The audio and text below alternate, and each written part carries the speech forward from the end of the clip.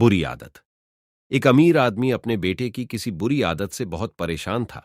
वह जब भी बेटे से आदत छोड़ने को कहते तो एक ही जवाब मिलता, अभी मैं इतना छोटा हूं, धीरे धीरे ये आदत छोड़ दूंगा। पर वह कभी भी आदत छोड़ने का प्रयास नहीं करता। उन्हीं दिनों एक महात्मा गांव में पधारे हुए थे। जब आदमी को उनकी ख्याति के बारे में पता चला तो वह तुरंत उनके पास पहुंचा और अपनी समस्या बताने लगा।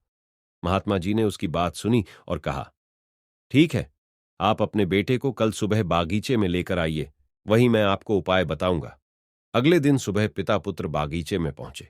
महात्मा जी बेटे से बोले, आइए हम दोनों बागीचे की सैर करते हैं।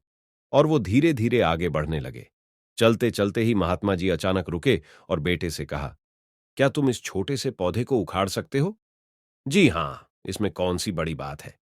और ऐसा कहते हुए बेटे ने आसानी से पौधे को उखाड़ दिया। फिर वे आगे बढ़ गए और थोड़ी देर बाद महात्मा जी ने थोड़े बड़े पौधे की तरफ इशारा करते हुए कहा, क्या तुम इसे भी उखाड़ सकते हो? बेटे को तो मानो इन सब में कितना मजा आ रहा हो। वह तुरंत पौधा उखाड़ने में लग गया।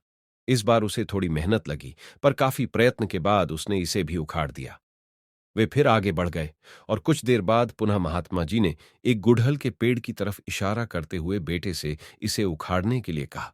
बेटे ने पेड़ का ताना पकड़ा और उसे जोर जोर से खींचने लगा, पर पेड़ तो हिलने का भी नाम नहीं ले रहा था। जब बहुत प्रयास करने के बाद भी पेड़ टस से मस नहीं हुआ तो बेटा बोला, अरे, ये तो बहुत मजबूत है, इसे उखाड़ना असंभव है। महात्मा जी ने उसे प्यार से समझाते हुए कहा, बेटा, ठीक ऐसा ही बुरी आदतों के साथ होता है। जब वे नई होती हैं तो उन्हें छोड़ना आसान होता है, पर वे जैसे जैसे पुरानी होती जाती हैं, इन्हें छोड़ना मुश्किल होता जाता है।